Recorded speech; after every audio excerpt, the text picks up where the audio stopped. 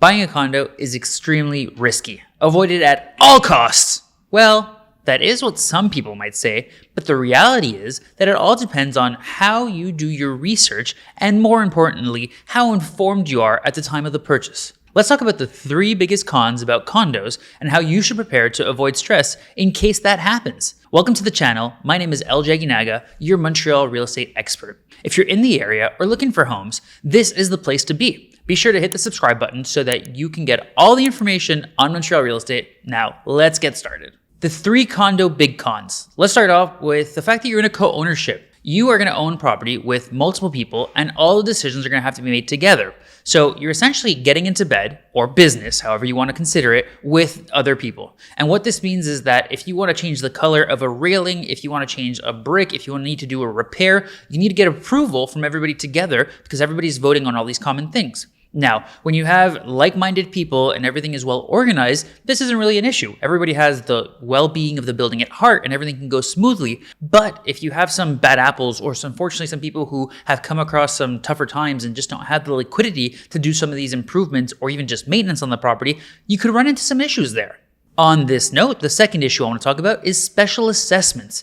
A special assessment is also known as a cash call. What this is when something comes up that nobody was expecting and the building requires you to pay $1,000, $3,000, $10,000, $30,000, and I'm not exaggerating. We recently saw a co-owner have to pay $31,000 as a special assessment because there was a problem with the building.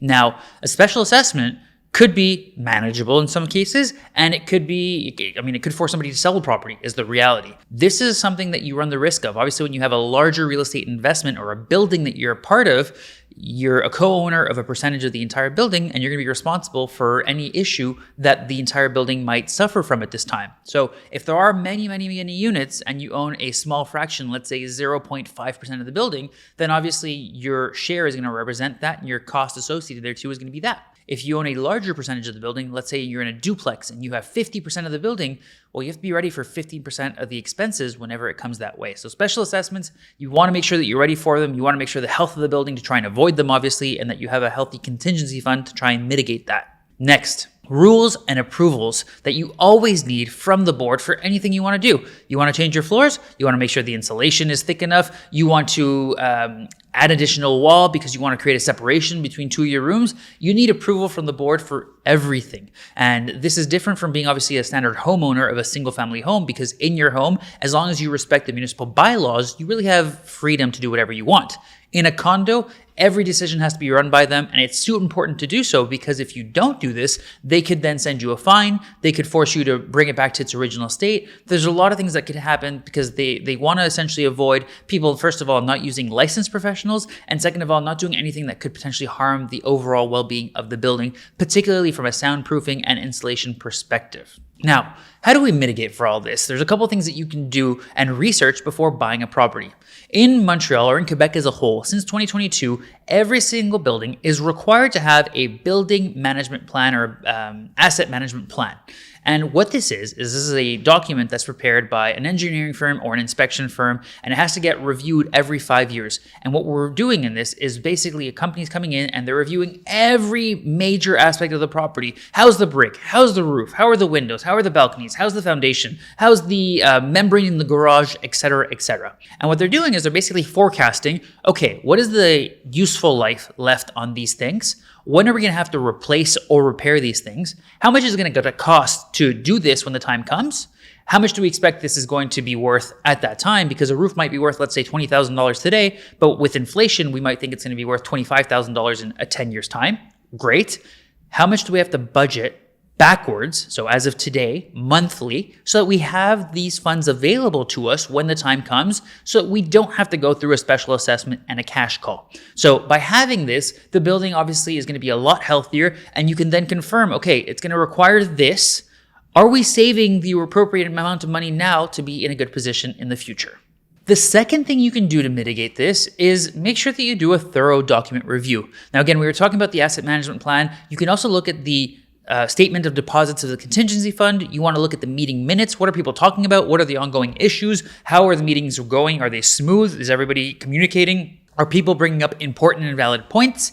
And then the financial statements. Where's the money going to? Do we have a management firm? Do we have security? Are we repairing the pool? Are we repairing all sorts of things that really shouldn't be getting repaired as often as they have been? You want to understand where is the money flowing. It's really like a mini business that you're buying into, and you want to understand how it's being managed and is everything being done to the best way possible in order to protect everybody's investment. The next thing that you can do is look for upcoming special assessments. So in the meeting minutes, we'll usually talk about big work that is upcoming. If you see something that's coming down the pipeline, you might want to renegotiate the price to take into account the fact that there's going to be a cash call and you're going to have to lay out that investment along the way. The other place that you can do is verify with, again, the asset management plan that we just discussed. You want to basically cover your bases for any potential special assessments because they're not fun when they happen. They are a reality of co-ownership, but the more due diligence you do, the better protected you're going to be.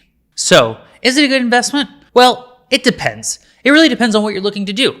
If you are thinking of being a homeowner and you want to buy an investment property or a single family home, I would usually steer you in that direction more so. Now, a lot of people are going to say, LJ, I just want no maintenance, and because of that, I'm thinking of having a condo. Well, then, yeah, a condo is going to be a better option for you because there's going to be a lot less maintenance, and you're going to have less things to worry about. You're sharing the responsibility with more people. The next thing to consider is, well, they're less expensive. So if you're telling me, LJ, I won't be able to buy another property for the next 5 years because I'm just not going to be able to save enough of a down payment for that, but I can get into a condo this year or next year, then yeah, time in the market as opposed to timing the market. The more time you spend in the market, the better you're going to do in general. So if that means you're in a condo and that fulfills your needs right now, it's a great investment to start, and it's a great place to park some money as well in the market.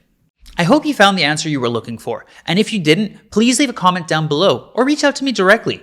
Don't forget to subscribe to my channel and click the bell so that you get notification every time I post a new video. Thank you for watching, and until next time.